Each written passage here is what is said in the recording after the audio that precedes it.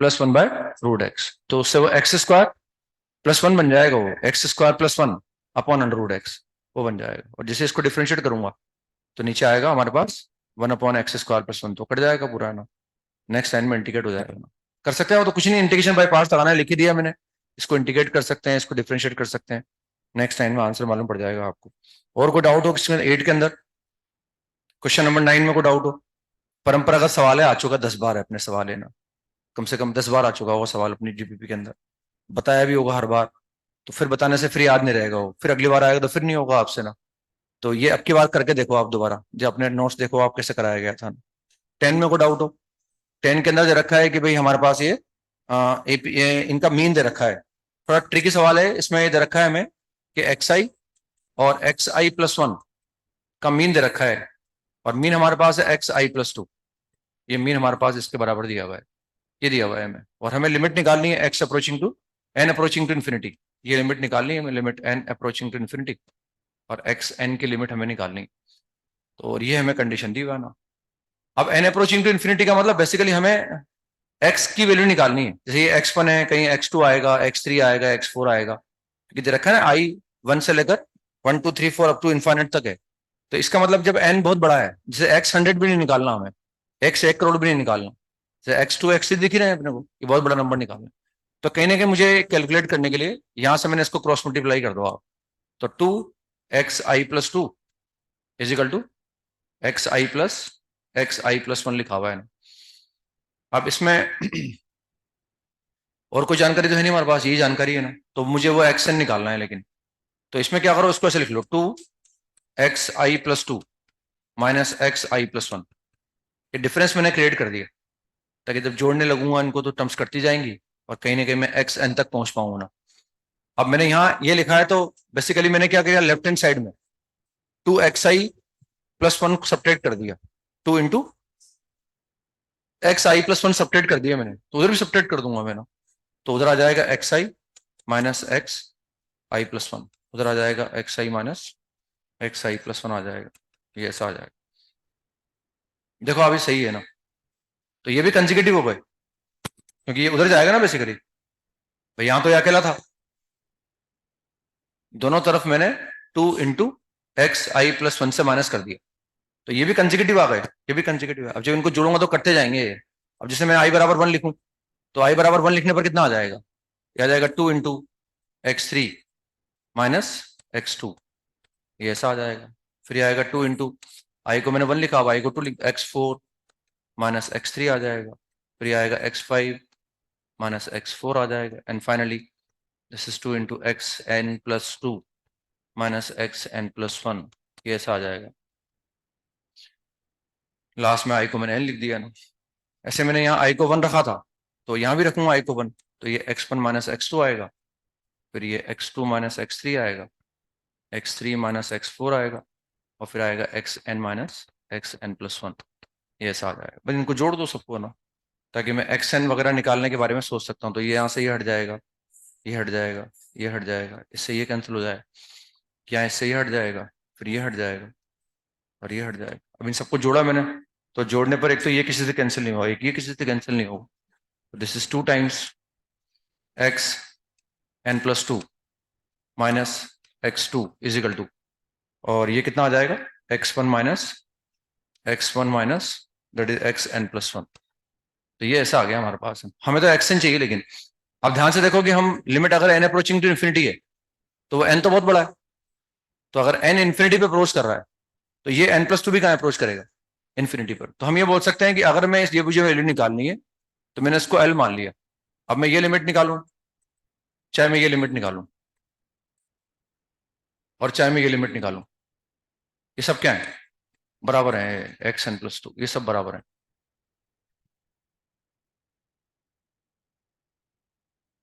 इस लिमिट को भाई हमें हमें क्या पता भाई n कितना है, हो सकता है n 1 करोड़, अगर n इन्फिनिटी पे अप्रोच कर रहा है, तो ये n+1 भी कहाँ अप्रोच करेगा, इन्फिनिटी पर, ये n+2 भी इन्फिनिटी पे अप्रोच करेगा, तो तीनों वैल्यू बराबर हैं, और किसके बराबर है, l के बराबर है।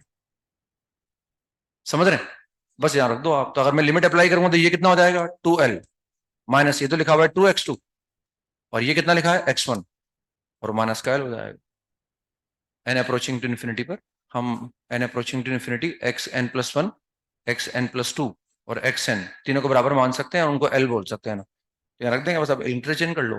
तो l is equal to 2x1 + x2 upon 3, ये इस तरह से निकाल लेंगे इसको ना। इसके बाद नेक्स्ट 10 में 11 में को डाउट हो, 11 में को डाउट, 12 में को डाउट, 13 में को डाउट, 14 में को डाउट। 14 जो डेरिवेटिव लिखा हुआ है वो डेरिवेटिव ऑफ sin x की power ln x by using first principle निकालते हैं ना अपन। अगर हम इस फंक्शन का डेरिवेटिव निकालें बाय यूजिंग फर्स्ट प्रिंसिपल तो वही तो लिमिट आएगी वो। तो बेसिकली वो जो fx है वो fx क्या है, वो fx है dy/dx of that fx is this, वो fx ही है हमारे पास। तो किसी फंक्शन फाई एक्स का डेरिवेटिव निकालो आप बाय यूजिंग फर्स्ट प्रिंसिपल, तो क्या होगा, यही तो होगा वो phi x plus h, phi of x plus h minus का फाई एक्स अपॉन एच। तो वो फंक्शन मैंने ये मान लिया है ना, आगे समझ में। तो वो जो एफ वो जो लिमिट लिखी हुई है बेसिकली वो इस फंक्शन का क्या है, डेरिवेटिव है बाय यूजिंग फर्स्ट प्रिंसिपल। तो अगर हम चाहते हैं एफ एक्स निकालें तो बस एफ एक्स को निकालो। एफ एक्स का मतलब क्या हो गया, इसका डेरिवेटिव। इसका डेरिवेटिव मुझे निकालना आता ही है ना, वेरिएबल की पावर वेरिएबल को डिफरेंशिएट करना आता है मुझे, ये तो आता ही आता है उसमें, ये तो आएगा इसी उसमें। और ये आने के बाद अब क्या आएगा, वो एल एन एक्स आगे आ गया और क्या बचा, साइन एल एन एक्स। तो एल एन एक्स के बाद साइन एल एन एक्स का डेरिवेटिव कितना हो गया, 1 अपॉन साइन, साइन से कॉस, तो कॉट एक्स हो गया शायद है ना, फिर प्लस और वो कितना आ गया L N sine x upon X आ जाएगा शायद, ये ऐसा आ गया। This is derivative of sine X की पावर एल एन एक्स, ये ऐसा आ जाएगा बस। इसमें एक्स बराबर π/2 रख दो और एक्स बराबर π/2 रख के आंसर, π/2 पर ये भी जीरो हो गया, ये 1 हो गया तो ये भी जीरो हो गया, तो आंसर जीरो आ गया। मतलब F of π/2 is zero, zero is the answer. 15 में को डाउट हो तो कॉमन नंबर निकाल लो फर्स्ट रो वगैरह में से ना, हो गया ना, हो गया मेरे हिसाब से ना। तो शीट पर आ जाते हैं ना, शीट में हमारे पास थे इनडेफिनिट की शीट के अंदर एक्सरसाइज पार्ट 1 में था कि कुछ, एक्सरसाइज इनका पार्ट 1 में कौन सा था, F1 में को डाउट हो तो कर लिया था क्लास में हमने ना। F2 में को डाउट हो,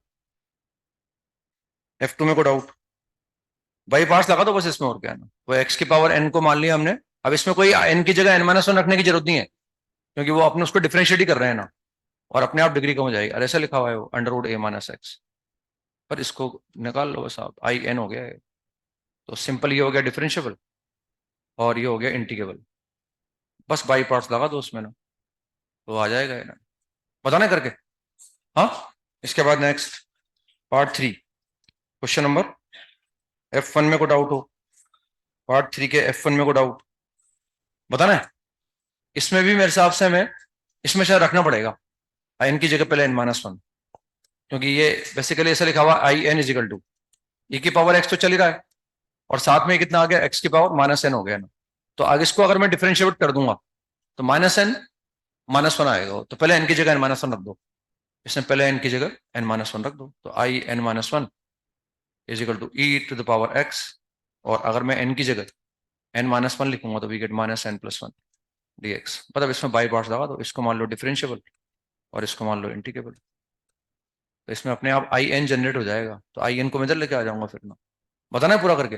तो इसमें ये आता है हमारे पास k1 is equal to n-1 और k2 इज इक्वल टू आ जाता है n, तो ये आ जाएगा और ये आ जाएगा, बस बाई पार्ट्स लगाना है इसमें डिफरेंशिएबल और उसको इंटीग्रल। इसके बाद नेक्स्ट एक्सरसाइज 2 का पार्ट 1 क्वेश्चन नंबर 23 में को डाउट हो, एक्सरसाइज 2 का पार्ट 1 23 में को डाउट हो। हाँ, तो उसमें वही आप मैनिपुलेट कर लो आगे जाके, वो तो आप कोशिश ही नहीं करते मेरे हिसाब से, तो आप मदद करने वाले रहते हैं ना हम, इसलिए एक्चुअली आप मेहनत कम करते हो। तो इसमें यही है कि हमें दिख रहा है यहाँ पर साफ साफ, उससे हिंट भी ले रहा है। मैंने ऐसे सवाल भी कराया था आपको, IM, n-2 वाला, वो सवाल भी मैंने कराया था। वो तो गलती हर बार मैं अपने आप को कंट्रोल करने की कोशिश करता हूँ, शीट का सवाल नहीं कराऊं, और बच्चा क्या है वो हर बार हिम्मत करके आता हूँ मैं ना, कि वरना यही सवाल करा दो क्लास पर, ये वाला ही मैंने अलग वाला कराया था आपको। तो इसमें वही है, यहाँ देखो आप n-1 चाहिए ना, तो उसमें वही करो आप sin x plus cos x, whole power क्या है n-1, इसकी एक पावर अलग कर दो और ये हो गया sin x plus cos x। मतलब इसमें बाई पार्ट्स लगा दो आप, इसको ऑब्वियसली बात है मुझे आना पड़ेगा डिफरेंशिएबल और इसको मानना पड़ेगा इंटीग्रेबल। दिख भी रहा है वो, उससे दिख भी रहा है ना, क्योंकि जिसे मैं इसको डिफरेंशिएबल लूंगा और बाई पार्ट्स लगाऊंगा तो इसका इंटीग्रल क्या आएगा, साइन एक्स माइनस कोस, और वहां लिखा हुआ है वो ना, वहां लिखा हुआ है वो sine x minus cos x. लेकिन मैं भले ही आई एन बनाना चाहूं या आई एन माइनस वन बनाना चाहूं, उसमें बेस मुझे क्या चाहिए, sine x plus cos x. Sine x plus cos x की पावर एन होगा तो आई एन होगा, sine x plus cos x की पावर एन माइनस टू होगा तो आई एन माइनस टू होगा। लेकिन बेस हमें sine x plus cos X चाहिए, तभी उसको आई एन या आई एन माइनस वन बोल सकते हैं ना। पर इसमें लगा दो आप बाई पार्ट्स, तो ये बाई पार्ट्स लगा दिया मैंने, I N is equal to first function will remain as such, तो sine x plus cos x whole power N minus one, integral of second function, तो कॉस का इंटीग्रल तो sine X हो गया और साइन का इंटीग्रल क्या हो गया, माइनस कॉस एक्स हो गया, minus derivative of first function n minus one को मैंने आगे ले लिया, sine x plus cos x whole power कितना हो गया, एन माइनस टू हो गया। ये तो पावर का हुआ है। अब sine x plus cos x को डिफरेंशिएट करो, तो साइन का तो कॉस एक्स हो गया, ये इसका ये हो गया। अब मैं इसको इंटीग्रेट करूंगा तो इसका इंटीग्रल क्या आएगा, sine x minus cos x, है ना। तो मैंने क्या किया कि साइन एक्स माइनस ये कोस एक्स माइनस साइन एक्स है, अब इसका इंटीग्रल लिखने वाला हूं, वो कितना आना आ रहा है, sine x minus cos X. तो एक तो sine x minus cos x और एक, तो मैंने क्या करा, माइनस साइन बाहर निकाल लिया इसका, और इस sine x minus cos x को क्या लिख दिया, कोस एक्स माइनस साइन एक्स लिख दिया ना, ये ऐसे लिख दिया ना। अब हम देख रहे हैं कि भाई ये गड़बड़ करेगा, ये गड़बड़ करेगा, क्योंकि हमें इसको I n minus two, I n minus one या आई एन बनाना है इसको हमें, तो हमें आगे भी sine x plus cos X चाहिए। अब ये क्या लिखा हुआ है, cos X minus sine x का होल स्क्वायर लिखा हुआ है, तो मैंने इसको लिख दिया one minus sine two X, cos X minus sine x का whole square, cos square X plus sine square X minus का two sine X cos X, तो ये one minus sine two X हो गया। लेकिन मुझे क्या चाहिए, sine x plus cos X, मतलब मुझे चाहिए one plus sine two X, क्योंकि one plus sine two X क्या होगा, sine x plus cos X का होल स्क्वायर होगा, और sine x plus cos X जाएगी मेरे को यहाँ, आगे समझ में। तो हमने one plus sine two X लाने के लिए माइनस वन प्लस वन कर दो उसमें, तो ये बन जाएगा one plus sine two x, one plus sine two x, वरना ये गड़बड़ करेगा ना, इसका क्या करूंगा मैं, हमें तो सिर्फ ये चाहिए I n minus one I n minus two लाने के लिए sine x plus cos x की पावर ही चाहिए हमें, हमारे पास ये आया था, उससे ये आ गया। अब काश ये तो one plus sine two X आ गया होता है, अगर ये one plus sine two X ही आ गया होता तब तो कोई दिक्कत ही नहीं आती, तब तो वापस वो sine x plus cos x की पावर क्या बन जाता, एन बन जाता। लेकिन हमें sine x plus cos x चाहिए बेस में, तो हमने उसमें माइनस वन कर दिया और प्लस वन, ताकि इन दोनों को क्लब कर लो। अब ये कितना हो जाएगा, this is two minus one plus sine two x, इसको मैं ऐसे लिख दूंगा, इसको मैं ऐसे लिख दूंगा, और ये क्या लिखा हुआ है, ये लिखा हुआ है sine x plus cos x का whole square, this is sine x plus cos x का होल स्क्वायर डीएक्स। ये बाहर चल ही रहा है। अब जब मैं इसको इससे मल्टीप्लाई करूंगा, आई एन माइनस टू, और वो कितना हो जाएगा, आई एन हो जाएगा, वो आई एन हो जाएगा, तो आई एन को उधर लेके आ जाऊंगा और आई एन माइनस टू को उधर लेके आ जाऊंगा। ये काम हर बार करते हैं अपन, ये हम हर बार करते हैं, क्योंकि हमें ये चाहिए होता है, तो ये हर बार मैनिपुलेट करते हैं अपन।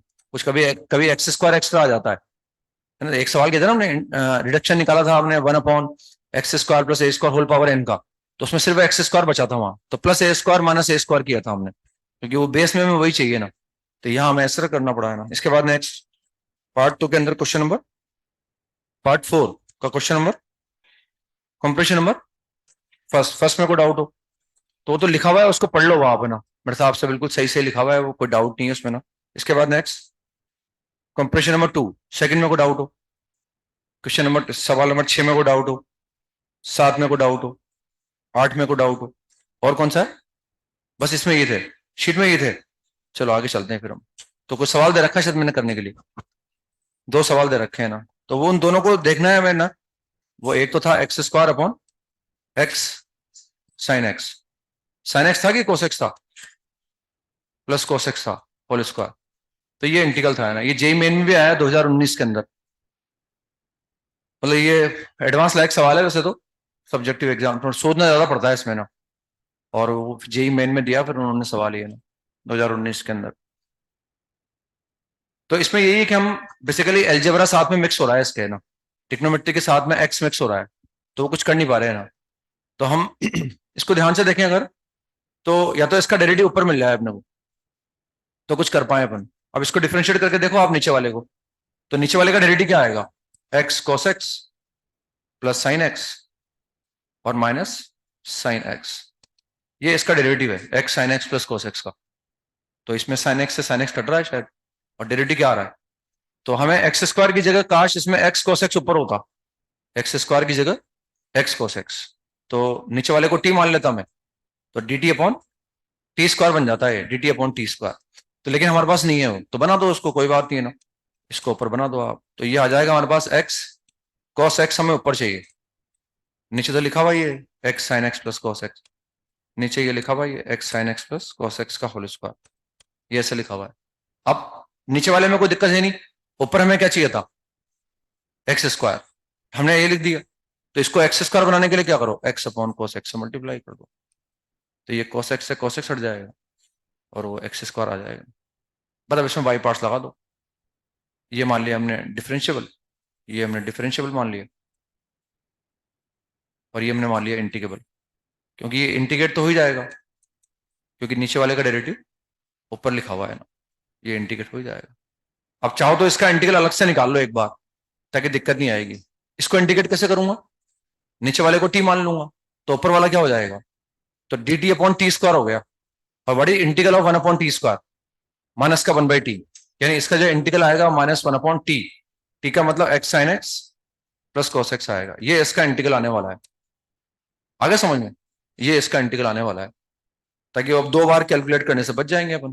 भाई इसको टी मान लिया ना हमने, इसको अलग से इंटीग्रेट कर रहे हैं, इसको टी मान लिया तो ऊपर D T upon T square आ गया, और D T upon T square आने से कोई दिक्कत नहीं है, बस ऐसा आ जाएगा फटाफट, और कैलकुलेट कर लेंगे। तो इसमें रख दो बस इसको, I is equal to first function will remain as such, तो ये आएगा X upon cos X will remain as such, integral of second function minus one upon X sine x plus cos X minus sign of integral derivative of first function, इसको differentiate करेंगे तो cos X will remain as such, X का one आ जाएगा minus X cos x का minus sine X आएगा upon that is cos square x, ये x upon cos x को डिफरेंशिएट कर दिया, और उसका इंटीग्रल आएगा, तो उसका इंटीग्रल क्या आएगा, minus one upon X sine x plus cos x, x sine x plus cos x d x, ये उसका इंटीग्रल आ गया। ये तो डेरिवेटिव आ गया, derivative of first function integral of second function, ये कॉपी कर दिया मैंने, और ये हट जाएगा यहां से, और सेक स्क्वायर एक्स बचेगा, तो सेक स्क्वायर का इंटीग्रल 10x आ जाएगा, 10 को साइन अपॉन कॉस लिख देंगे, क्योंकि यहाँ भी साइन अपॉन कॉस है, एलसीएम एलसीएम ले लेंगे और इसका आंसर निकाल लेंगे फिर। अब ये तो हो गया ना, बस ये आ जाएगा आई इज इक्वल टू, यहाँ कितना आ रहा है, वो आएगा हमारे पास प्लस, प्लस हो जाएगा ना वो, तो सेक स्क्वायर एक्स से 10x आएगा, तो इंटीग्रल तो आ गया 10x, 10x को लिख दिया मैंने sine x upon cos X, क्योंकि पॉजिटिव था तो, और ये नेगेटिव आ रहा है X upon cos X into X sine x plus cos X plus C, बस इसको सिंपल कर लो, एलसीएम ले लो उसका और एलसीएम लेके कैलकुलेट कर लो उसको। तो ऐसे कभी दिक्कत आया सवाल करने से सीख रहे हैं, मतलब कभी ऐसा अजीब गरीब आया तो भाई एक बार डेरिवेटिव क्रिएट कर लिया ऊपर, और डेरिवेटिव क्रिएट करके उसको एडजस्ट कर दिया, उससे आंसर निकाल लिया, ठीक है ना। तो ऐसे निकाल सकते हैं इसको, अब एलसीएम लेके बस सिंप्लीफाई करना है अपने को, हो जाएगा मेरे हिसाब से, है ना।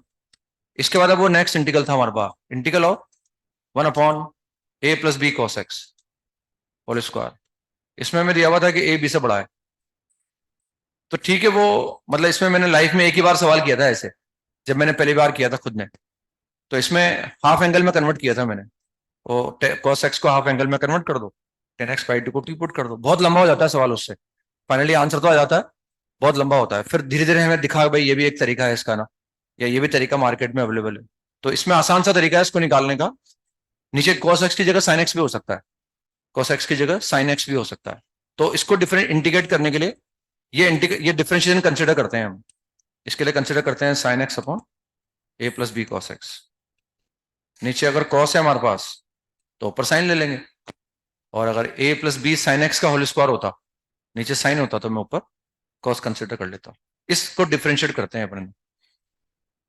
इसको अगर मैं डिफरेंशिएट करूंगा तो क्या आएगा, क्वेश्चन रूल लगा दिया मैंने, a plus b cos x into sine x का डेरिवेटिव कॉस एक्स। अब sine x will remain as such, ये कितना आ गया माइनस का बी साइन एक्स, ये ऐसा आ जाएगा अपॉन डिनोमिनेटर होल स्क्वायर ए प्लस बी कॉस एक्स का होल स्क्वायर, ये ऐसा आ गया हमारे को। इसको डिफरेंशिएट किया, क्वोशिएंट रूल लगा दिया, डिफरेंशिएट करने पर ये आ गया। अब इसमें ध्यान से देखें हम ये कितना है बी कॉस स्क्वायर एक्स और ये कितना है बी साइन स्क्वायर एक्स, तो कितना बन गया बी बन गया ये दो, तो ये आ गया A cos X plus B upon A plus B cos x का होल स्क्वायर। अब इसमें इससे एक फायदा और हुआ हमारे पास, हमारी शीट में ये भी सवाल है, इसको मुझे इंटीग्रेट करना पड़ेगा। What is the integral of this, this is the answer. नीचे है ए प्लस बी कॉस एक्स, तो नीचे बी कॉस एक्स बी के साथ है, ऊपर वो बन गया A cos X plus B, जैसे नीचे लिखा हो 2 प्लस 3 कॉस एक्स, ऊपर लिखा हुआ हो 2 कॉस एक्स प्लस 3, तो उसका इंटीग्रल ही आ जाएगा हमारे पास sine x upon 2 plus 3 cos x, ये इसका इंटीग्रल आ जाएगा। भाई इसको डिफरेंशिएट करने पर ही आ रहा है, कभी इसको इंटीग्रेट करना पड़े तो integral of this is this, ये ऐसा आ जाएगा हमारे पास। अगर हम ये दिमाग में नहीं रहेगा तो भी कर सकते हैं, ऐसी बात नहीं है ना, तो भी अगर मैं ये दिमाग में नहीं रखूंगा कि इसका इंटीग्रल ये है, यहां ऑब्जर्व नहीं करूंगा, तो मैं जो इसका इंटीग्रल का तरीका बता रहा हूं वही मुझे यहां लगाना पड़ेगा। फिर यहां भी तो होल स्क्वायर ही है, ठीक है, यहां तो वन है, यहां पर वन नहीं है, तो अगर ये सवाल भी सामने आएगा तब भी इसको इंटीग्रेट करने के लिए मैं वही कंसेप्ट लगाऊंगा जो मैं इसके लिए बता रहा हूं आपको, समझ रहे हैं? लेकिन अब कभी ये प्रोसेस फॉलो करने से ये फायदा हो गया, हाँ भाई कभी मुझे इसको इंटीग्रेट करना पड़े तो मैं फटाफट इसका आंसर ही लिख दूंगा, है ना, ये एक इंटरमीडिएट स्टेप है, इंपॉर्टेंट स्टेप। यहाँ आगे लिख सकते हैं देयरफॉर, आगे लिख भी सकते हैं, स्टार लगा सकते हैं, therefore integral of A cos X plus B upon A plus B cos x का whole square dx is equal to sine x upon A plus B cos X plus C, ये इसका integral हो जाएगा। और कहीं कोई short note लिखते हो या कोई इंपॉर्टेंट फॉर्मूला लिखते हो तो वहां इसको लिख सकते हैं, और उसमें इस इंटीग्रल को भी लिख सकते हैं, क्योंकि जब ये सवाल एग्जाम में आएगा तो ये तरीका क्लिक होगा तो जल्दी होगा आंसर, और with surety upon answer tick कर सकते हैं या लिख सकते हैं उसका आंसर, क्योंकि ये एक यूनिक तरीका है जिससे इसको इंटीग्रेट करते हैं। अब हम तो चाहते हैं ये इंटीग्रेट करें, तो हमें तो कहीं ना कहीं ये एक्सप्रेशन क्रिएट करना है, ये एक्सप्रेशन यहाँ क्रिएट करना है, तो वो कैसे क्रिएट करें, जैसे मान लो अगर हमें यहाँ ऑब्जर्व नहीं करते, यहाँ ऑब्जर्व नहीं करते और कभी इसको इंटीग्रेट करना होता, तो पहले मैं यही कोशिश करूंगा, भाई अगर ये स्क्वायर हट जाए तो मैं इंटीग्रेट कर लूंगा ए प्लस बी कॉस एक्स या ए प्लस बी साइन एक्स को इंटीग्रेट करने के लिए मैं कॉस एक्स या साइन एक्स को हाफ एंगल में कन्वर्ट कर लेता हूँ और 10x बाई 2 को पुट कर देता हूँ, तो वो तो यहाँ तो हमने ऑब्जर्व कर लिया कि इसका इंटीग्रल आ जाएगा, हम हालांकि सवाल कर रहे हैं इसके लिए, तो मुझे यहाँ पर ये क्रिएट करना है कहीं ना कहीं ताकि मैं इसको इंटीग्रेट कर पाऊँ। अब कैसे क्रिएट करूं, कि जैसा नीचे है वैसा क्या करो, ऊपर क्रिएट कर लो आप, नीचे हमारे पास ए प्लस बी कॉस एक्स, वही मुझे ऊपर क्रिएट करना है ए प्लस बी कॉस एक्स, यानी कॉस के साथ मुझे क्या चाहिए बी चाहिए ना, तो मैंने ऐसे लिख लिया एक बार ना, a cos x upon A plus B cos x का whole square and plus B upon A plus B cos x का होल स्क्वायर। मैंने ऐसे लिख लिया इसको। अब इसमें हम क्या करेंगे कि यहां मुझे कोई दिक्कत नहीं है, इसको डिफरेंशिएट करने पर आया है ना, तो हमें इसी का तो इंटीग्रल निकालना है, वो तो मैं बी बाहर निकाल लूंगा और इसी का मुझे इंटीग्रल निकालना है, ये थोड़ा गड़बड़ कर रहा है बस, तो इसको मैं इंटीग्रेट कर पाऊंगा अगर जैसा नीचे वैसा ऊपर बन जाए तो मुझे कॉस के साथ क्या चाहिए बी चाहिए, तो मैंने इसको ऐसे लिखा, ये तो मैंने बाहर निकाल लिया, मुझे चाहिए बी कॉस एक्स, हाथों हाथ मैंने एडजस्ट कर दिया है, तो क्या लिखा हुआ है बी ए कॉस एक्स लिखा हुआ है ना, लेकिन मैंने उसको इस तरह से लिख दिया।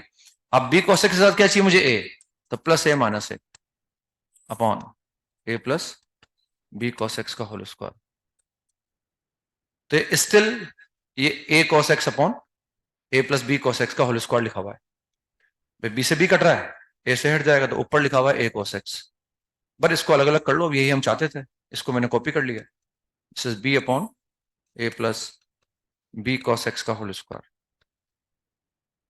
यही हम चाहते हैं बस कि ये हट जाए आसान। तो एक बार इसके नीचे डिनोमिनेटर को लिख लो और एक बार ए को लिख लो नीचे ना। तो ये कितना आ गया, ए अपॉन बी इंटू 1 अपॉन ए प्लस बी कॉस एक्स। एक तो ये ऐसा आ गया। अब उस माइनस ए के नीचे लिखना है, तो उससे कितना आएगा, minus a upon b square into a plus B cos x का whole square and plus B upon A plus B cos x का होल स्क्वायर। ये ऐसा आ गया ना। ठीक है ना भाई, ये ए अपॉन बी, ये तो पूरा ऐसा लिखा हुआ है ना, ये तो ऐसा लिखा हुआ है, ये तो ऐसा लिखा हुआ है। तो मैंने जब इसके नीचे लिखा तब भी ए अपॉन बी आएगा, तो माइनस ए इससे भी मल्टीप्लाई होगा, तो माइनस ए स्क्वायर आएगा, minus A square upon B, A square upon B into a plus B cos x का होल स्क्वायर। बस वो एक्सप्रेशन अकेला कर लिया मैंने, वो अकेला कर लिया मैंने। आ गया समझ में?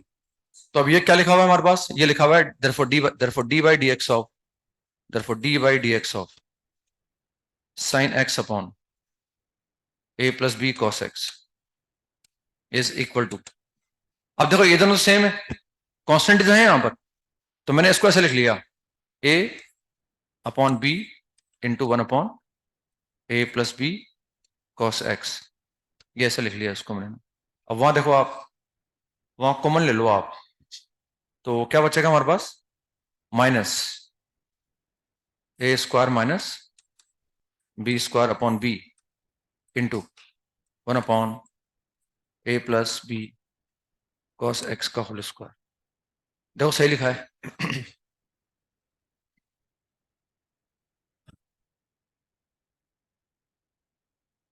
गलत है? माइनस साइन कॉमन ले लो आप, और माइनस साइन भी कॉमन ले लो और इसको भी कॉमन ले लो, तो माइनस रो तो बाहर निकल गया, फिर अब क्या बचा, यानी माइनस 1/a, उसको a बोल रहा हूं मैं। तो यहां कितना बचा, ए स्क्वायर अपॉन बी, और वहां कितना बचा, माइनस बी। ये तो आएगा माइनस ए square minus B square upon B और इंटू ए। इसको ए बोल रहा हूं, कैपिटल ए। सही लिखा है?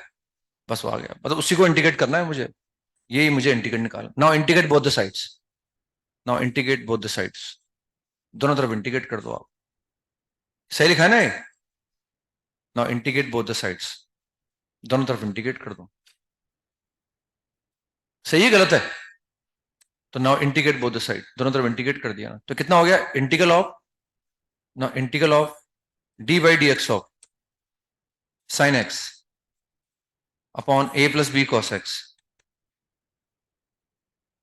D x is equal to, यहां से ए अपॉन बी बाहर निकाल लूंगा, integral of 1 upon A plus B cos x d x minus A square minus B square upon b integral of 1 upon A plus B cos x का whole square. और यही मुझे निकालना है, ये इंटीग्रल मुझे निकालना है, इसकी वैल्यू। तो क्या, what is the integral of this, sine x upon A plus, इसका इंटीग्रल में निकालना आता ही मुझे, है ना, और उसका इंटीग्रल निकाल लूंगा मैं और कैलकुलेट कर दूंगा, तो वो इधर, उसको उधर ले लो चाहो तो आप। तो कितना होगा, this implies a square minus B square upon B, और उसको आई बोल दिया मैंने, यहीं लिख दो आप, 1 अपॉन ए प्लस बी कॉस एक्स का whole square d x is equal to, इसको तो मैं इधर लेके आ गया, ये यहाँ लिखा हुआ ये a upon b integral of 1 upon A plus B cos x d x, और उसको उधर लेके आ जाओ, इसका इंटीग्रल कितना आ गया, साइन एक्स अपॉन ए प्लस बी कॉस एक्स। मतलब इसका इंटीग्रल निकालने के लिए मुझे ये चाहिए, और ये इंटीग्रल मुझे निकालना आता है। फिर जो भी आंसर आएगा उसको उधर लेके चल जाऊंगा मैंने, बी अपॉन, आ रहा है समझ में, बी अपॉन ऐसा कर देंगे बस इसको ना। तो हमें अल्टीमेटली यही निकालना पड़ा बस, लेकिन वो इक्वेशन कंसिडर करनी पड़ी हमें, उसके बाद हम इस इंटीग्रल को निकाल पाए ना। तो ये यूनिक तरीका है इसको निकालने का, इस इंटीग्रल को निकालने का ना, बस इसके बाद इस इंटीग्रल की आवश्यकता पड़ेगी। और बीच में हमने ये ऑब्जर्व किया कि कहीं अगर हमें ये इंटीग्रेट करना पड़ जाए तो उसका इंटीग्रल फटाफट वो आ गया, साइन एक्स अपॉन ए प्लस बी कॉस एक्स, ये इंटीग्रेट करना है बस, और ये तो आता है हमें इंटीग्रेट करना है ना। इसमें जरूरत पड़ेगी, वो मैंने एज्यूम कर रखा ना ए बी से बड़ा है। जैसे वो मैथ्स दो कलम 2 था हमारे पास, मैथ्स दो कलम 2 में वो यू पॉजिटिव दे रखा था अभी, तो ये यहाँ इसमें जरूरत पड़ेगी भाई कौन बड़ा है कौन छोटा है, तो इसलिए मैंने यहाँ लिखा रखा है कि ए बी से बड़ा है। यहाँ पर इसको 10 में कन्वर्ट करेंगे ना अपन, 10x/2 में, तो जरूरत पड़ेगी वो। हमें दे रखा है कि ए बी से बड़ा है, मतलब ए माइनस बी जो नंबर आएगा वो क्या आएगा, पॉजिटिव आएगा वो। तो अंडर रूट ए प्लस बी और ए माइनस बी का होल स्क्वायर बन जाएगा वो, कहीं ना कहीं कर सकते हैं मेरे हिसाब से। तो आंसर इसका कंप्लीट आंसर आता है ये वाला, आंसर लिख लो इसका जो पूरा कंप्लीट आंसर है, दैट इज इक्वल टू, ये आंसर आ जाता है उसका, अगर मैं इसको पूरा निकालूंगा। सॉरी,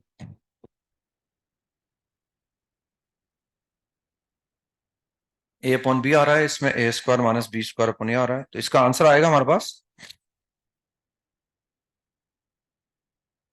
मतलब ये आएगा a square minus B square upon B into I मान लिया इसको मैंने, ये तो मुझे निकालनी है आई तो, और ये आ जाएगा a upon B into under root of a square minus B square into tan inverse of square root of a minus b upon A plus b into 10x/2,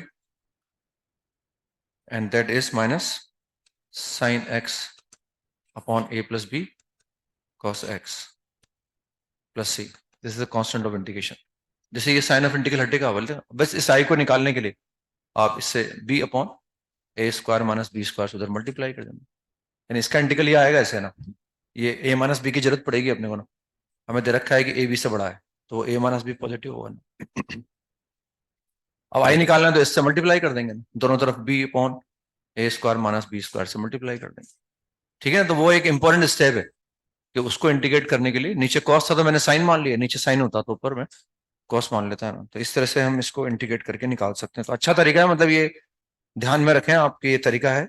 JEE में वो तो आया था लेकिन ये नहीं आया था, हो सकता है इस बार ये आ जाए ना, तो आएगा तो एकदम क्लिक हो जाएगा, अदरवाइज दिक्कत आएगी फिर, ठीक है ना, हो गया ना। आगे चलते हैं, हम डेफिनेट शुरू कर दिया था हमने शायद, है ना। तो उसमें हम आ गए थे डेफिनेट इंटीग्रेशन के अंदर, कहां तक आए थे हम, लास्ट सवाल हमने किया था शायद,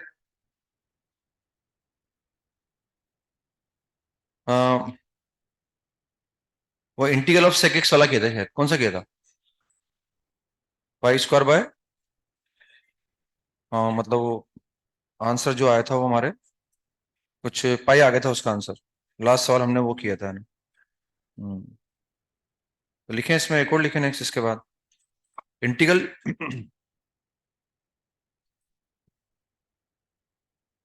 जीरो से इन्फिनिटी, 1/0 से infinity 1/a² into E rest power x plus b² E rest power minus x dx। Evaluate this, ये हमें इंटीग्रेट करना है ना। सारे कंसेप्ट काम आएंगे इंडेफिनिट के, जब तक हम प्रॉपर्टी इस्तेमाल नहीं करेंगे तब तक पूरे चैप्टर के दौरान डिफरेंशियल इक्वेशन में काफी ज्यादा काम आएगा इंडेफिनिट इंटीग्रेशन, तो तब तक मौका है हमारे पास इंडेफिनिट को इंप्रूव करने का। बेसिक फॉर्मूले सारे याद रखो, क्लास नोट्स में इतने सारे सवाल करें हमने, शीट में इतने सारे सवाल हैं, कंसेप्ट वही लगेंगे बार बार, मतलब उस इनडेफिनेट को समझने से डेफिनेट थोड़ा अच्छा हो जाएगा। डिफरेंशियल इक्वेशन में भी जो है सवाल आता है डिफरेंशियल इक्वेशन का, आसान भी होता है वो।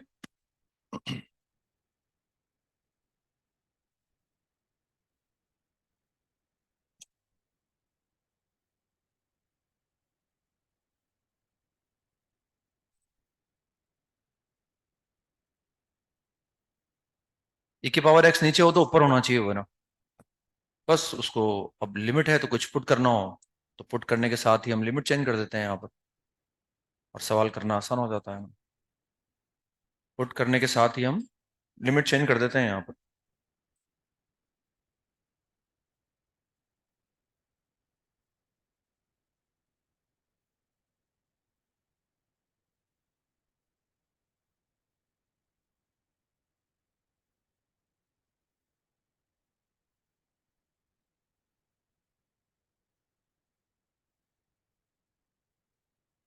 तो या तो ए की पावर एक्स से ऊपर नीचे मल्टीप्लाई करो, या उस ए की पावर माइनस एक्स को बाहर निकाल के ऊपर ले जाओ।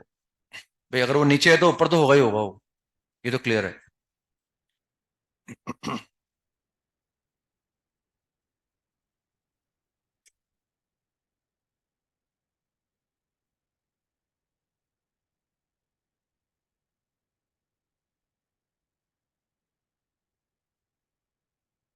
ये ऐसा आ गया।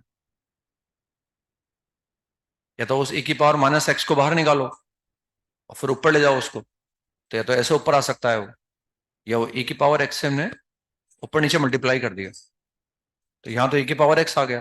फिर यहाँ हमने ए की पावर एक्स लिखा, उसको अंदर मल्टीप्लाई कर दिया हमने, ताकि वो ए की पावर 2x हो गया और यहाँ से बी स्क्वायर बचा। अब पुट करना है मुझे ए की पावर एक्स, तो put e raise to power x बराबर टी। और हम देख भी सकते हैं जीरो से इन्फिनिटी में ए की पावर एक्स क्या होता है, 1 1 भी होता है, कोई दिक्कत भी नहीं है अपने को, बस पुट करते ही लिमिट चेंज कर दो। एक्स बराबर 0 पर 1 आ गया, इन्फिनिटी पर इन्फिनिटी आ गया। सबसे पहला काम ये करना है पुट करने के बाद, and e raise to power x d x बराबर डी टी। तो ऊपर आ गया डी टी, और नीचे कितना आ जाएगा, a square t square plus b square. तो टेन इनवर्स की फॉर्म बन जाएगी, यहाँ से ए स्क्वायर को बाहर निकाल लो, तो टेन इनवर्स की फॉर्म बन जाएगी। इनडेफिनेट का कोई रोल नहीं है अब तक, सिर्फ अब हम इंडेफिनिटी कर रहे हैं, जो कंसेप्ट हमने सीखे हैं वहां। ऐसा कोई बहुत बड़ा रोल नहीं है कि भाई उसको निकाल रहे हैं अपन। ए स्क्वायर आ गया, ये लिमिट 1 से इन्फिनिटी आ गई, तो 1/टी square and plus b by a का होल स्क्वायर, ये ऐसे लिख दिया हमने। तो इसका इंटीग्रल हम जानते हैं, ये तो एवेंटन रहेगा, 1/a and a is b by a, tan inverse of x by a, x is this और a इज दिस, और लिमिट लगा दूंगा मैं 1 से लेकर इन्फिनिटी। भाई ये तो कांस्टेंट है, यहाँ तो लिमिट लगाने का कोई मतलब ही नहीं है, तो दिस इज 1/ab, ये 1/ab आ जाएगा। और एक बार क्या करो, infinity, what is tan inverse of infinity, पाई/2 माइनस, और एक बार 1 रख देंगे, t के स्थान पर रख रहे हैं अपन, दैट इज a/b। तो या फिर लिख सकते हैं इसको cot इनवर्स ऑफ a/b भी लिख सकते हैं शायद। तो ये आंसर आ गया, मतलब a/b बन जाएगा ना वो। तो बस ये आ गया, अभी अब इसको cot इनवर्स ऑफ a/b कर दो उसको आप, तो उससे भी लिख सकते हैं। तो वही सिंपल सा कंसेप्ट लगा रहे हैं अपन इंटीग्रेट करने वाला, जो हम इंटीग्रेट कर सकते हैं ना। नेक्स्ट देखें, इंटीग्रल 1 से 2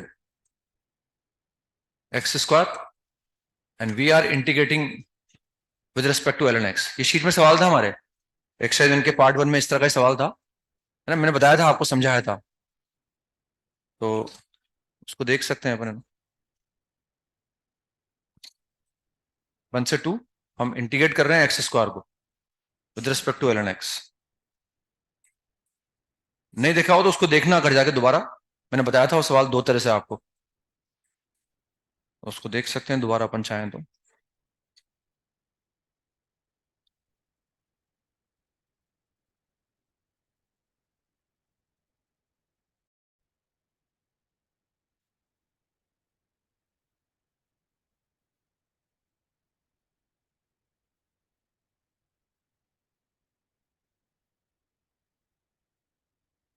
ए और बी इंटीजर है, लेकिन बराबर नहीं है वो दोनों।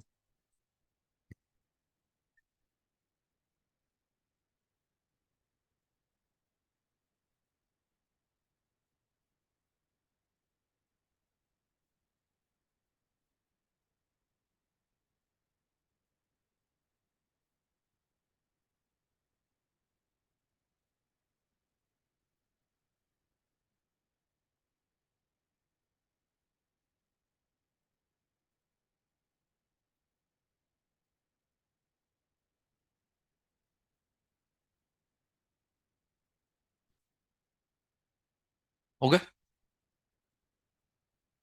Answer is 0।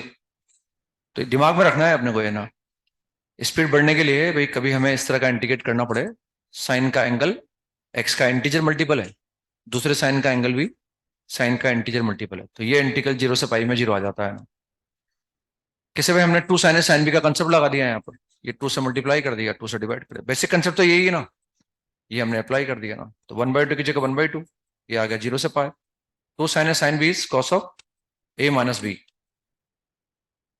And minus cos of A plus b, minus cos of A plus b, x d x, ये ऐसा आ गया बस। अब देखो इसको इंटीग्रेट करने पर क्या आएगा, साइन आएगा, बस वो a माइनस बी से डिवाइड करना पड़ेगा, तो वो a माइनस बी तो बाहर चला जाएगा, लेकिन जब ये साइन आएगा तो मैं इसमें एक बार x की जगह पाई रखूंगा, तो पाई इंटू इंटीजर मल्टीपल, क्योंकि अगर a और b दोनों इंटीजर हैं तो ये a माइनस बी भी क्या होगा, इंटीजर होगा, तो पाई का इंटीजर मल्टीपल का साइन जीरो, और जब x की जगह जीरो रखूंगा तब भी क्या आएगा, तो ये जीरो आएगा, वो भी जीरो आ जाएगा ना, यानी ये 1/2 की जगह 1/2, ये मैंने इंटीग्रेट किया तो 1/a-b आगे आएगा, और ये बनेगा sign of a-b into x, ये इसको इंटीग्रेट कर दिया और लिमिट लगा दी जीरो से पाई हमने, तो दिख रहा है जीरो आएगा ना, क्योंकि a और b इंटीजर है, पता है हमें बात, तो उनका डिफरेंस भी क्या है, इंटीजर, तो ये पाई का कुछ इंटीजर मल्टीपल आएगा, उसका साइन क्या हो गया, जीरो, और ऐसे जीरो रखेंगे तब भी जीरो आ जाएगा, तो वहां भी कितना आएगा, जीरो आ जाएगा, this integral is zero. Direct अब फॉर्मूले की तरह याद रख सकते हैं इसको अपन, है ना, sine a x sine b x zero से पाई, जीरो आ गया वो, और where a and b are integer and a is not equal to b, a not equal to b इसलिए लिखाया गया है ताकि कोई दिक्कत नहीं आए यहाँ पर, है ना, और अगर ये दिया हुआ नहीं होता, अगर ये दिया हुआ नहीं होता फिर एक के समय अलग से कंसिडर करना पड़ता है, मान लो सवाल में ये दिया हुआ नहीं होता कि ए नॉट इक्वल टू बी है, तो फिर मैं जैसे ही इसको इंटीग्रेट करने लगता तो मुझे लगता है ये तो नीचे आ रहा है, और अगर ए और बी बराबर हो गए फिर तो डिफाइन नहीं होगा, तो अगर ये दिया हुआ नहीं होता तो मैं एक केस ये कंसिडर करता, let a is equal to b, फिर मैं कंसिडर करता let a is equal to b, तो उसका आंसर अलग से निकालता, फिर एक केस कंसिडर करता let a is not equal to b, फिर आंसर जीरो आ जाता, समझ रहे मेरी बात, जैसे ही मैं, अगर वो दिया हुआ नहीं होता तो जैसे ही मैं लिखने लगता, जैसे ही मैं लिखने लगता तो एकदम मेरे दिमाग में आता भाई इसके लिए तो जरूरी है ए और बी बराबर नहीं हो, तो अगर ए और बी बराबर होंगे तो गड़बड़ हो जाएगी, फिर तो मैं इसका आंसर निकाल ही नहीं सकता, तो फिर मैं ए बराबर बी वाला केस अलग से कंसिडर करता, लेट ए बराबर बी, तो साइन एक्स और साइन एक्स हो जाता हमारे पास, ठीक है ना, समझ रहे हैं बात, एक और लिखे नेक्स्ट, इवेल्युएट जीरो से पाई, जीरो से pi, two sine square n x d x, फिर n belongs to I, n belongs to I and n is not equal to zero,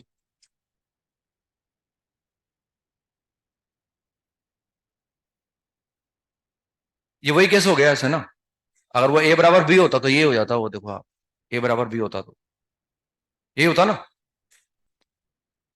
वो साइन ए एक्स हो जाता है ना, वहां ए लिख रखा है, यहाँ मैंने एन लिख रखा है ना, दिस इज कितना हो गया, two sine square n x को इंटीग्रेट करना है मुझे zero to pi,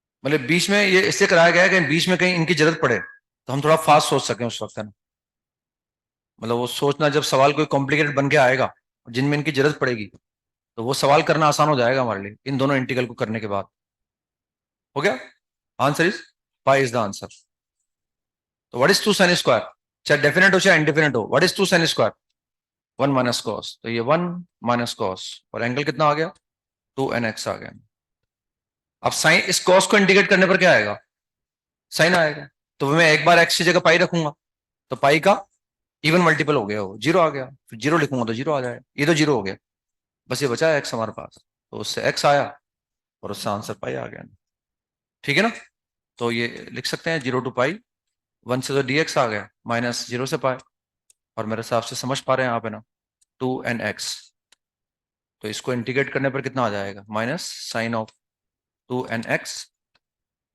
and that is zero to pi, तो हम जानते हैं ये एन इंटीजर है तो ये इवन इंटीजर बन गया है ना, तो पाई का इवन मल्टीपल जीरो आ गया, फिर जीरो पर जीरो आ गया, तो आंसर कितना आ जाएगा, पाई आ जाएगा, ठीक है ना, मतलब वहां पाई बाई टू आ जाएगा आंसर, वो टू नहीं था इसलिए, जब ए बराबर बी की बात करता तो समझ में नहीं आया, है ना, तो ये ऐसे मतलब उसको दिमाग में रखेंगे, क्योंकि जिस दिन जरूरत पड़ेगी उस दिन बहुत अच्छा लगेगा, वरना ये थॉट में नहीं आता कई बार हमारे, ये बात दोनों दिमाग में रहेंगी तो कभी बहुत कॉम्प्लिकेटेड सवाल बन के अगर आएगा जिसमें इनकी जरूरत पड़ेगी तो फिर ये सवाल करना वो बड़ा आसान हो जाएगा हमारे लिए, तो ऐसे इसको हम निकाल सकते हैं ना,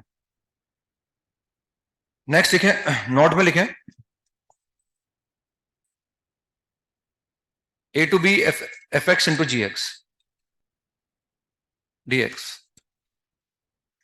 अब ये मुझे इंटीग्रल निकालना है, अभी हमने सिर्फ ये सीखा है कि एक तो वो डेफिनेट इंटीग्रल एरिया को रिप्रेजेंट कब करता है, एक तो हमने सीखा है ना कि वो डेफिनेट इंटीग्रल की वैल्यू एरिया को रिप्रेजेंट कब करेगी। बताया ना मैंने आपको कि ए छोटा हो, बी बड़ा हो, और ए से बी के बीच के अंदर एफ एक्स नॉन नेगेटिव होना चाहिए, तब जाके वो डेफिनेट इंटीग्रल एरिया को रिप्रेजेंट करता है ना। ये देखा है पुट करते वक्त वो डिफरेंशियबल हो, वन वन हो, और जिसे पुट करेंगे लिमिट को हाथों हाथ चेंज कर दो।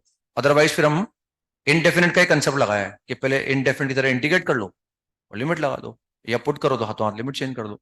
अब इसमें क्या है, जैसे मान लो बाई पार्ट्स लगाना हो मुझे ना, यहाँ इसको मैंने मान लिया फर्स्ट फंक्शन है और मैंने मान लिया सेकंड फंक्शन है ना, वो तो डिसाइड करना आता ही है मैंने कि किसको फर्स्ट फंक्शन मानेंगे किसको सेकंड। मैंने मान लिया फर्स्ट फंक्शन है या सेकंड फंक्शन।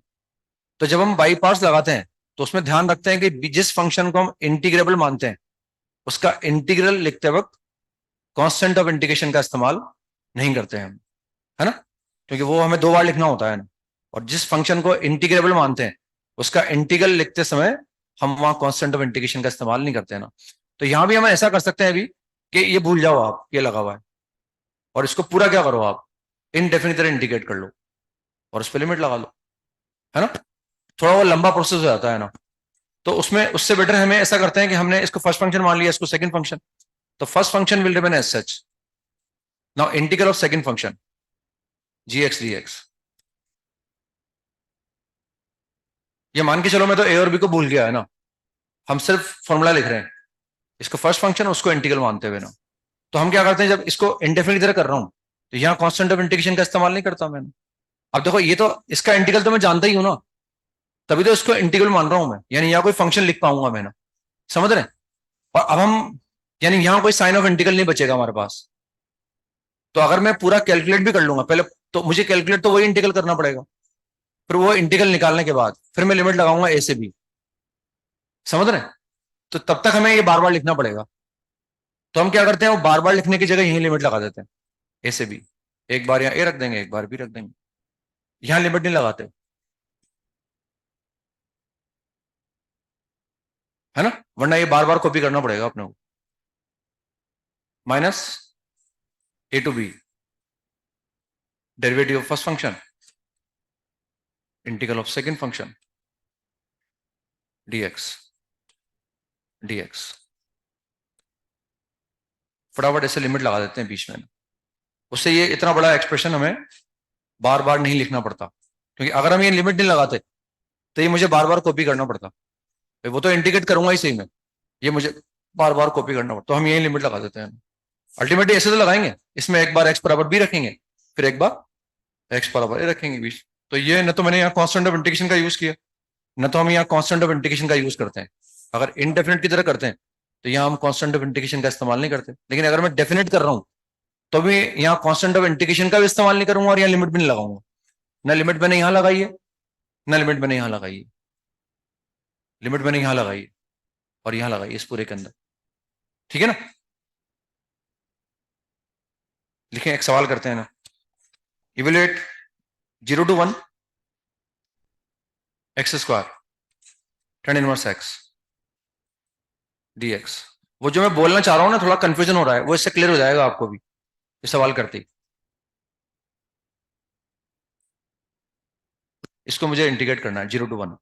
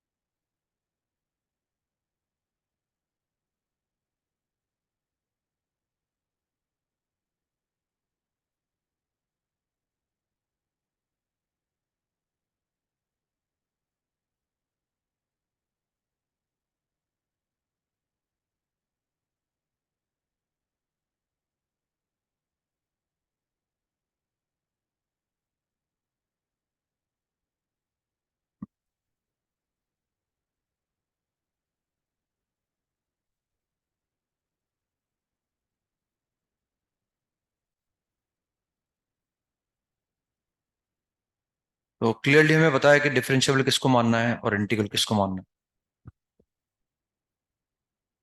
तो this is differentiable, this is integrable, and this is differentiable.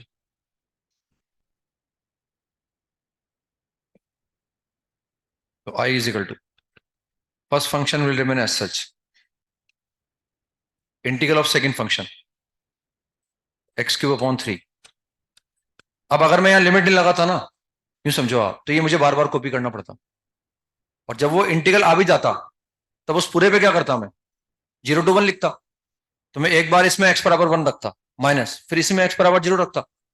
समझ पा रहे हैं बात अब आप?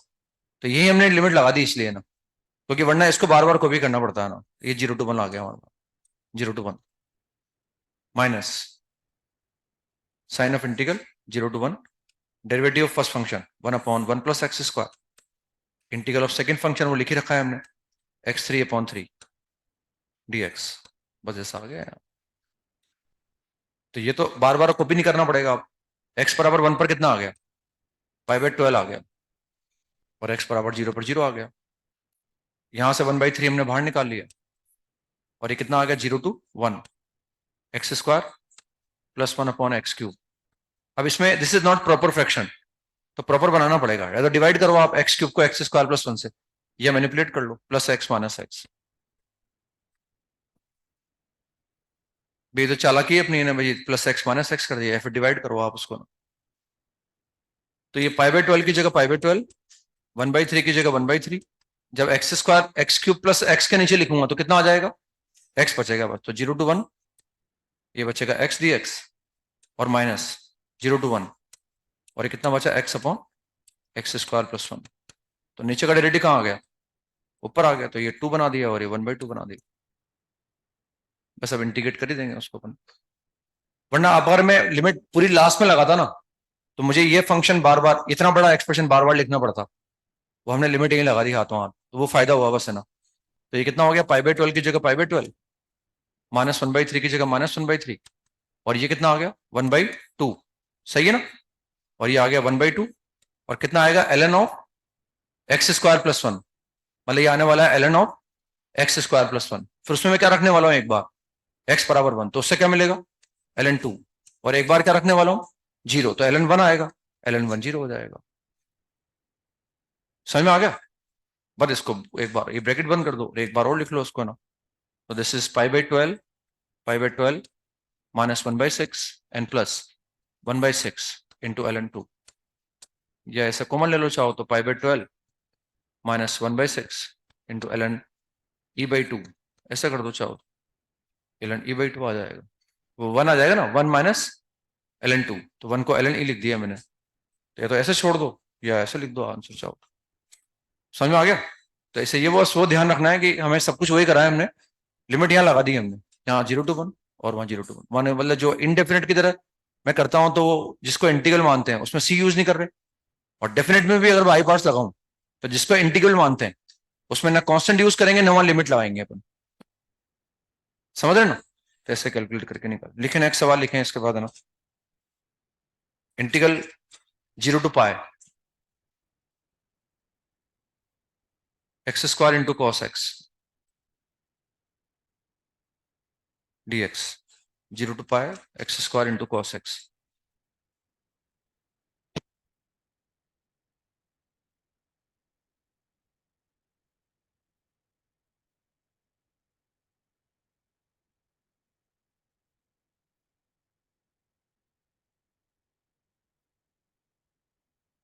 अगेन क्लियर कट है, बाई पार्ट्स लगेगा ना, और x² डिफरेंशियबल है और वो इंटीग्रेबल है.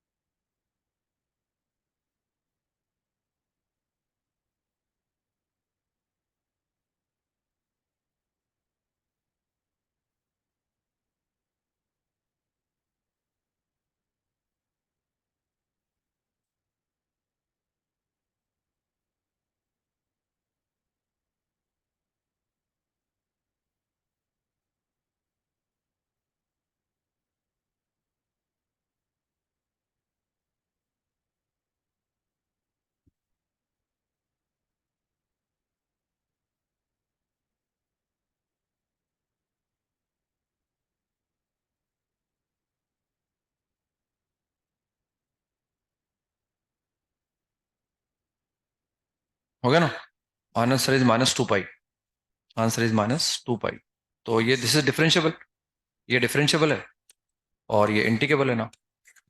तो I is equal to first function will remain as such, integral of second function sine x, limit लगा दो हाथों हाथ 0 to π minus sign of integral derivative of first function integral of second function dx। तो ये तो 0 हो गया, पाई रखने पर भी 0 आएगा और 0 रखने पर भी 0 आएगा। और यहां हम देखते हैं ना, यहां मैंने 2 बाहर निकाल लिया, ये तो 0 आ गया, आई बराबर, ये 2 मैंने बाहर निकाल लिया, फिर बाई पार्ट्स लगा दो। तो बाई पार्ट्स में ये तो मैंने बाहर निकाल, इसको वापस क्या बोलूंगा, डिफरेंशिएबल। और इसको तो first function will remain as such, integral of second function minus cos x, और हाथों हाथ लिमिट लगा दूंगा 0 to π।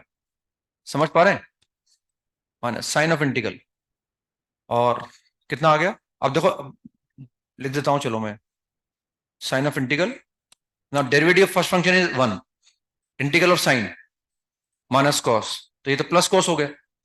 अब कॉस को फिर इंटीग्रेट कर दो साइन, और साइन से कितना आ जाएगा, 0 आ जाएगा ये, क्योंकि साइन आएगा ना वो, तो साइन पाई भी 0 बनेगा और साइन 0 भी क्या बनेगा, 0 बनेगा ना। तो अब ये तो बचा 0 -2, ये माइनस साइन हमारे पास है, एक्स की जगह पाई लिखा तो कितना आ गया, -π आ गया, क्योंकि ये तो पाई बना, ये -1 बना, माइनस फिर ये 0 बन गया ना, ये ब्रैकेट बंद कर दिया प्रॉपर, और वो 0 आ गया हमारे पास, ठीक है ना, वो 0 आ गया। ब्रैकेट बहुत जरूरी है, सही अप्रोप्रिएटली लगाना। तो दिस इज +π, ये तो +π and -2, -2π is the answer. Bracket appropriately लगा रहे हैं हर ब्रैकेट अपन, ताकि दिक्कत नहीं हो और कोई कंफ्यूजन नहीं होना। लेकिन नेक्स्ट लिखें integral 0 to 1, integral 0 to 1 ln x dx, integral 0 to 1 ln x dx।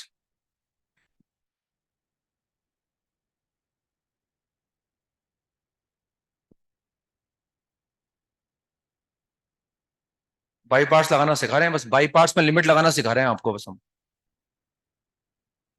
कि अगर वो डेफिनेट इंटीग्रल हो तो बाई पार्ट्स के अंदर वो बीच में लिमिट लगा दो आप बस।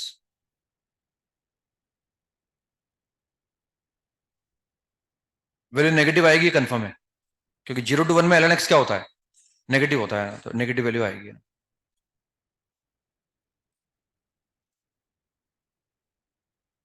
हो गया ना, आंसर इज -1। तो इसमें इंटीग्रेट कर दिया, यूनिटी को मान लिया हमने इंटीग्रेबल। तो I is equal to first function will remain as such, integral of unity x minus sign of integral derivative of first function integral of unity x d x आ गए। अब यहां हम एक्स बराबर 0 रख नहीं सकते इसमें, वही मैंने समझाया था आपको फर्स्ट लेक्चर में, कि भले ये एक्स की लिमिट है, लेकिन जरूरी नहीं है कि एक्स हमेशा 0 ही हो। अगर हमें लगेगा कि एक्स बराबर 0 एक्सेप्टेबल नहीं है, तो एक्स फिर 0 से बड़ा मान लेंगे अपन। ये इंक्लूड हो तो भी कोई दिक्कत नहीं है, इसको इंक्लूड नहीं कर रखा हो तब भी दिक्कत नहीं है, 1 इंक्लूड हो तब भी दिक्कत नहीं है, 1 इंक्लूड नहीं हो तब भी दिक्कत नहीं, उससे वैल्यू पर कोई फर्क नहीं पड़ता है ना। तो यहाँ मैं जब एक्स बराबर 1 लिखूंगा तब तो 0 आ जाएगा, लेकिन मैं एक्स बराबर 0 रख नहीं सकता यहाँ पर। तो मैंने क्या करा, लिमिट निकाल ली इसकी, एक्स इंटू ln x, 0+ पर मैं इसकी लिमिट निकाल लूंगा, और ये लिमिट 0 आ जाती है ना। ये मैंने शायद बंद भी करा रखा होगा ब्रैकेट में, कि काम आएगी हमारे डिफरेंटिएशन के अंदर, ये लिमिट 0 आ जाती है। और ये कितना बचा, x, ये बचा हमारे पास 1, 1 का इंटीग्रल क्या आ गया x, और x पर लिमिट लगा दी, ये तो 1 ही तो बचा हमारे पास। मतलब ये अगर मैं x अप्रोचिंग टू 0+ पर इसकी लिमिट निकालूंगा तो ये लिमिट कितनी आ जाती है, 0 आ जाती है। भूल गया हूं तो एक बार देखना अपने नोट्स रेफर करके, दिस इज 0, ये 0 -0, और वो कितना आ गया 1 -0, answer is -1 is the answer. ठीक है ना, ये ऐसे निकाल सकते हैं हम। ये एक इंटीग्रल लिख लो, करके लाना है आपको ना। Find the value of 0 to 1 1 minus x की power 50 whole power 100 dx upon 0 to 1 1 minus x की power 50 whole power 101 dx। Attempt जरूर करना है इसको ना, ऐसा नहीं कि अटेम्प्ट करे बिना आ जाओ, सब बता ही देंगे ना, आपकी इच्छा है वो भी कर सकते हैं आप। ये रेशो में निकालना है ना, इस रेशो की वैल्यू निकालनी है, तो मुझे इसको इंटीग्रेट करना है, इसको अब देखना है कि दोनों इंटीग्रेट करूं या किसी एक को इंटीग्रेट करने से काम चल रहा है। ये भी एक डेफिनेट वैल्यू है, ये भी एक न्यूमेरिकल वैल्यू है, तो रेशो तो मैं निकाल ही सकता हूं ना। तो ये मुझे कैलकुलेट करना है। तो फंक्शन को ध्यान से देखना है कि क्या मैं इंटीग्रेट कर सकता हूँ, और अगर मुझे जरूरत पड़े तो क्या किसी एक को इंटीग्रेट करने से काम चल सकता है, और किसी एक को इंटीग्रेट करूं तो किसको इंटीग्रेट करूं, ये मुझे देखना है ना, किसको इंटीग्रेट करें ये हमें देखना है ना। तो ये निकालने के बाद फिर अब कल मिलते हैं फिर, और क्या है ना, नेक्स्ट शनिवार। होमवर्क लिख लो आप जो करके लाना है आपको। एक तो ये हो ही गया होमवर्क। इसके बाद नेक्स्ट हम लिखें इनडेफिनेट के अंदर। इनडेफिनेट में क्या बचा है, एक्सरसाइज 1 शायद पूरी हो गई हमारे ना। एक्सरसाइज 2 का पार्ट 1 आई थिंक पूरा हो गया। एक्सरसाइज 2 का पार्ट 2 शायद पूरा हो गया। एक्सरसाइज 2 का पार्ट 3 बचा हुआ है हमारे। तो एक्सरसाइज 2 का पार्ट 3, एक्सरसाइज 2 और पार्ट 3, इसमें मेरे हिसाब से क्वेश्चन नंबर थर्ड हो गया क्या इसमें? थर्ड नहीं हुआ? थर्ड हो चुका। थर्ड के बाद 4, 4 हो गया था क्या? 4 हो गया था। 4, 4 के बाद 5 हम कर चुके, 6 7 8, ये 8, ये 8 वही सवाल है जो मैंने बताया आज आपको। 8 के बाद शायद 9 कर चुके हैं मैंने।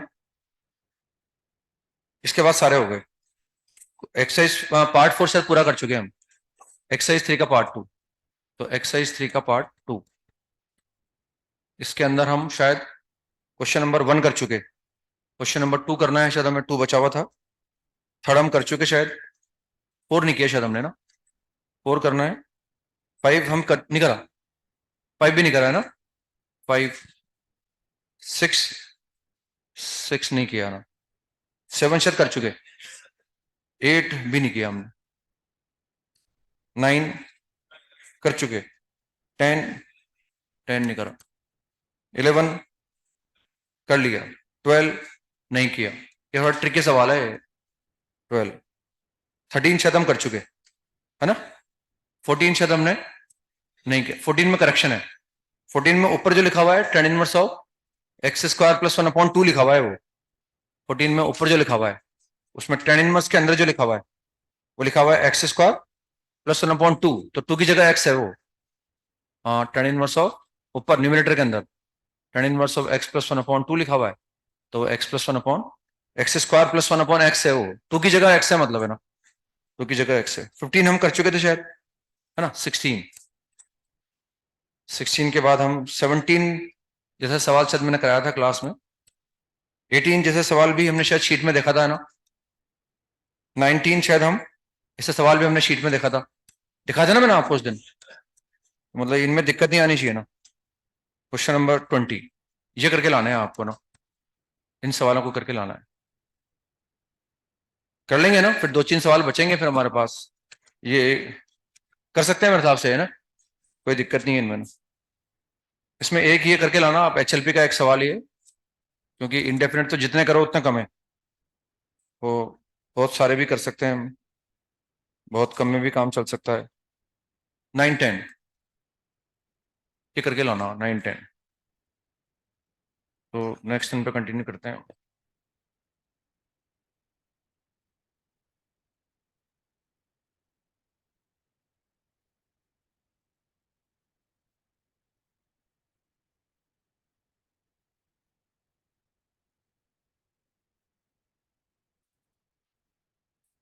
पेपर में एक तो बोनस डिक्लेयर कराया है। पेपर नंबर 1 में क्वेश्चन नंबर 1 को बोनस डिक्लेयर करवाया है, वो डेफिनेट का सवाल है शायद। हाँ, तो पेपर नंबर 1 में ये पेपर 1 क्वेश्चन नंबर 1, पेपर 2 के अंदर क्वेश्चन नंबर 5 ये बोनस डिक्लेयर करवाया, करेक्शन है सवाल में। उसमें थर्ड टर्म के अंदर पावर n-3 आनी चाहिए। क्वेश्चन नंबर 5 में जो थर्ड टर्म है उसमें 5 की पावर n-3 होना चाहिए, उसमें n-2 लिखा हुआ है। सवाल गलत लिखा हुआ है मतलब, है ना। ऐसे ही क्वेश्चन नंबर 6 में भी एक टेक्निकल मिस्टेक है ना। फिलहाल के आंसर आ जाता है, लेकिन अगर डिफरेंट तरह से करते हैं तो फिर आंसर मैच नहीं करता है ना। वो एक बच्चे ने डिफरेंट तरह से करा तो उसका आंसर मैच नहीं होता उससे ना। और ऐसे एक क्वेश्चन नंबर 12 ये डेफिनेट का सवाल है ना, तो ये बोनस डिक्लेयर करवाया है ना। ये दीज आर बोनस, क्योंकि वो डेफिनेट नहीं पढ़ाया था, सिलेबस में भी शायद नहीं आया था आपके ना। जो सिलेबस आता है आपके पास उसमें भी शायद डेफिनेट इंडिकेशन मेंशन नहीं था। हाँ, तो ये बोनस है ना। ठीक है, इसके अलावा अगर मुझे समझाना हो पेपर 1 का 17 बताना है। हाँ, तो ये तो आपको पढ़ के पता लगाना पड़ेगा ना यार। हाँ, तो देख लेना एक बार, देख लेंगे। और 17 के अलावा कौन सा बताना है? तो वो तो हो जाएगा डेफिनेट का, फिर इसमें नहीं पढ़ते क्या डेफिनेट आप? साइन एफ ऑफ साइन, उसमें डेफिनेट की कोई जरूरत ही नहीं है। तो ये इंडिकेट करना नहीं आता क्या आपको डेफिनेट में? 0 to 1 इसको इंडिकेट नहीं कर सकता है कि 0 to 1 एक्स डी एक्स, इसको इंडिकेट नहीं कर सकते। वो भी नहीं करवाऊंगा वरना बोनस फिर में भी, पहला वाला 12वां वाला भी। हाँ, हाँ। तो 17 समझाना है बस, है ना?